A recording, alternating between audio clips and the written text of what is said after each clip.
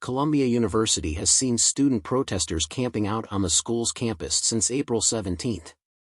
Pro-Palestinian protesters are calling for the Ivy League school to financially pull out from companies and institutions that profit from Israeli apartheid, genocide and occupation in Palestine, according to an online statement from the group Columbia University Apartheid Divest.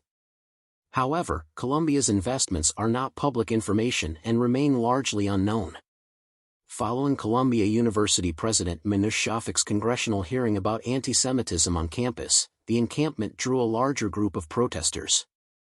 On April 18, one day after Shafak's testimony, more than 100 protesters at Columbia University were arrested and an on-campus tent encampment was removed after Shafak gave the New York Police Department the green light to clear the protesters, officials said. In a statement following the protests, Shafak said that the encampment violates all of the new policies, severely disrupts campus life and creates a harassing and intimidating environment for many of our students. Students and outside activists breaking Hamilton Hall doors, mistreating our public safety officers and maintenance staff, and damaging property are acts of destruction, not political speech, said Shafak. Many students have also felt uncomfortable and unwelcome because of the disruption and anti-Semitic comments made by some individuals, especially in the protests that have persistently mobilized outside our gates. Miriam Alwin, a student at Columbia University, was one of those students arrested on April 18 by New York City police wearing riot gear. After being held in police custody for approximately 8 hours with other protesters, Alwin returned the same day to the Columbia University campus, despite being ordered not to do so. The next evening, Columbia University sent an email suspending Alwin and other students who were arrested at what was dubbed the Gaza Solidarity encampment. Colleges across the country used similar strategies to subdue campus protests against the Israel-Hamas war. Despite her suspension, Alwin remained on the Columbia University campus for the next 8 days, sleeping each night at another protester encampment. She finally left on April 26, but returned on April 30, the day NYPD officers raided Hamilton Hall. Alwin and others were held some distance away in a separate building as officers forcibly removed students and some outsiders who had broken into and barricaded themselves in the academic building. Alwin spoke with Start Here Thursday about what it's been like at Columbia University. Start Here, Miriam, what has it been like on your campus the last few days? Miriam Alwin, it's been extremely tense. It's been almost an all-out war between the majority of the student body and the administration. And that came to a boiling point on Tuesday night. I was present as hundreds, I believe over 100 police officers, came onto campus in riot gear for the second time in 2 weeks and arrested over 100 students on the 56th anniversary of the same day that the administration arrested over 700 students protesting the Vietnam War and the gentrification of Harlem in 1968. And I was one of the over 100 students that was arrested and suspended for the encampment 2 weeks ago. But what I saw on Tuesday night was shockingly horrifying, much more brutal than what I experienced. And I'm honestly unsure how Columbia is going to recover from this. Start Here, and can you tell me, you got arrested originally in that first group of protesters, then the school said, okay, we're done with the arrests for now. Instead they say, we're gonna start suspending students that are there. You were also one of those students, right? And then you went back to the school the night the police raided the occupied building? Miriam Alwin, I went back as soon as I was arrested. I returned back to campus and in fact, I believe it was almost 7 to 10, somewhere between 7 and 10 days that I spent on campus without returning home after I was arrested, just staying as part of the community even though I was suspended, and then what happened was on Tuesday night. We were trying to get to the periphery of campus to just watch what was going on from the outside. Start Here, even though you're not supposed to be on campus at that point, if you're suspended, I assume? Miriam Alwin, no, I should not have been on campus at any point within the past 2 weeks. Start Here, I see. Miriam Alwin, so I was just filled with adrenaline and I decided to risk further disciplinary action in order to just document what was going on. And what ended up happening was the police, pushed back every single person, from the press to observers, student press, official press, legal observers, medics, they pushed us all back into the building across from the occupied building. They barricaded us inside. It almost seemed like the administration and the police were collaborating to ensure that no one saw what was going to happen. There was no one present in front of the hall when they began entering, and students were recording from their dorms. So it just seems, it feels like we turned into an authoritarian state. I still can't really process what really occurred. Start here. Well, last night the university put out a statement saying these were not non-violent protesters. There was severe damage inflicted on the building.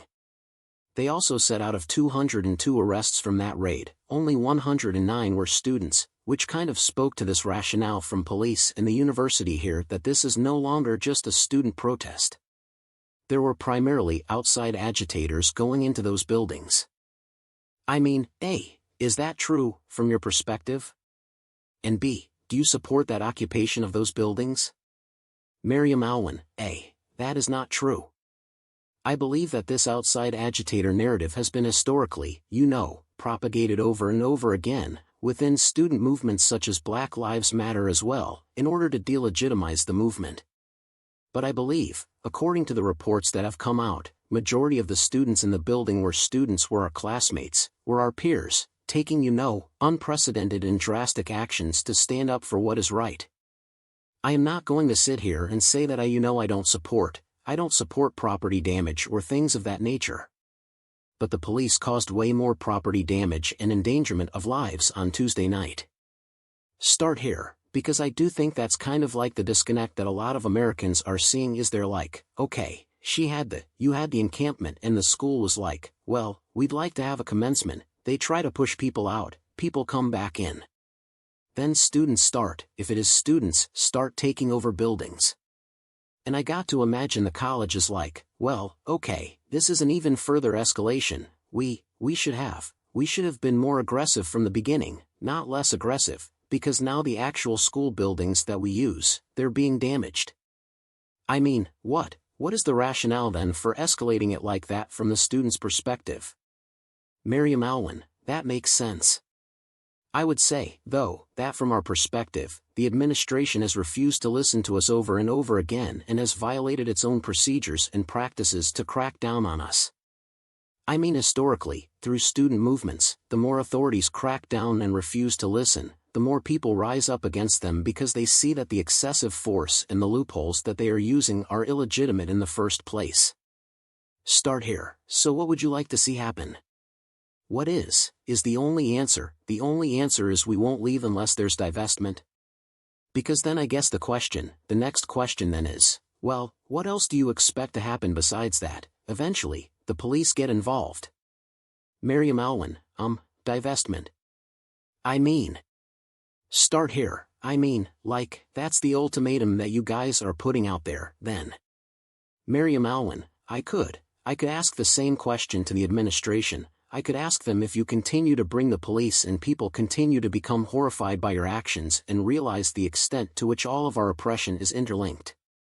All people of color, including, my Jewish peers who are fighting alongside me, if we are all, deemed worthy of being tossed around by the police that you call onto campus, then it's inevitable that there's going to be a pushback to the point of even more chaos.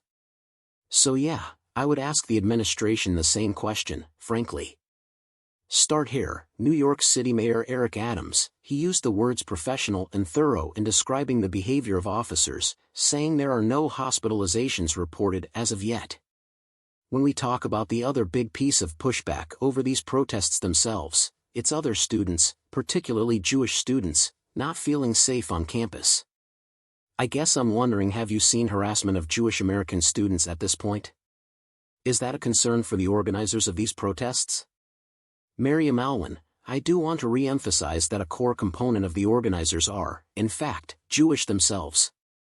SJP was suspended alongside Jewish Voices for Peace in the fall semester, and we've always had a very tight-knit relationship.